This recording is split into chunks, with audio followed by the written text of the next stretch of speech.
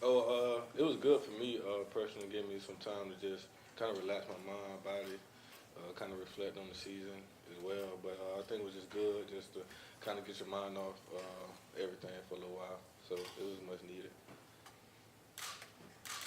When you've gotten off Saturday, do you watch Texas A&M in their game they're playing against Mississippi State? Yeah, I watched some of it. I watched a few games the past weekend, but I got a chance to watch some of Texas A&M. What have you seen from them so far? They're a very talented team. You see their coach very well. Obviously, have a new head coach, so he's definitely bringing new energy to them. You can just see a team that has a lot of potential, a lot of talent. You know, the first couple of days of the bye week, you guys did some self-scouting and got your old game. What did you kind of learn about the offense during those days? Basically, I just learned that we was really close from being undefeated. We just look back on a couple plays and a couple miscues and just execution-wise, that we could be in a better position than we are now. It's all kind of self-inflicted, as you can see from the film. We could have been in a better position we are now, just looking back at it. But now we can't look back anymore. We have to move forward and try to correct those things to end off these last four games the right way. Was that what the coaches said? Like, you guys are close and there are these plays that, I mean, yeah, they're saying that, but at the same time, we know that as well. Just players, we know that a lot of things that we could have prevented, that we didn't. So we didn't get the job done in those games. So we're just trying to find ways now to prevent that from happening again. So we don't have to look back on the fact of what we should have done. But now that we should look at it now to where, because let's find a way to win those games.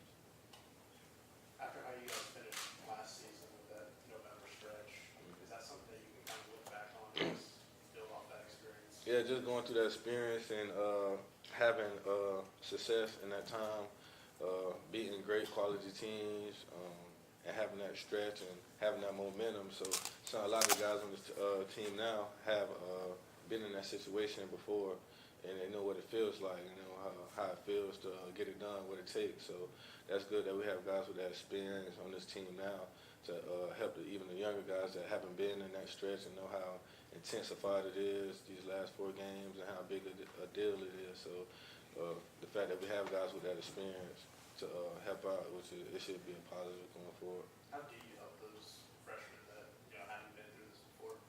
Just lead by example. Just try to bring them along. Give as much encouragement as you can. Just give them, little nuggets that you can to help them out to prepare them for what's up and coming. Ryan, since Texas A&M joined the SEC, the home team is 0-6 in the series. You got any explanation or theories on that? I don't, but I mean, we're looking forward to change that. Obviously, that's not something you want to do is lose at home. So hopefully we could do everything we can in our power to change that as well.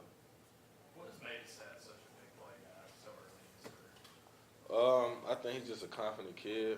He believes in his abilities, and he's not worried about messing up at all. So I think him just going out there playing with that self-confidence in himself and knowing that everybody around him is confident in him, and he knows that the players and coaches have his back. So I think him just going out there to play his game, he has all the ability in the world.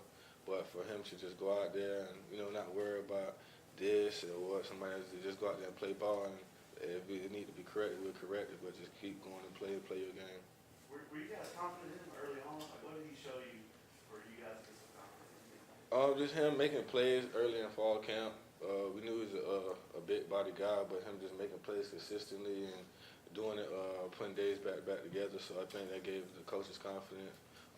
Obviously, the players already knew what he could do from being camp, not just camp, but in the all season as well. Before the coaches got to see him, so we kind of already knew what he was able to do as well. It was just all about for him doing it, for showing it for the coaches, but for him to come in and the impact that he has is just a testament to how hard he works and the way he plays the game. Well, what's it been like for the wide receiver room this year? I mean, with two young guys like Schwartz and Seth coming in, a guy like Nate that had been there for a while. I mean, has there been any uncomfortable change for y'all this year? Not at all. Our receiver room is a very close room, very open. We keep, I think everybody's in the room pretty close, I would say so.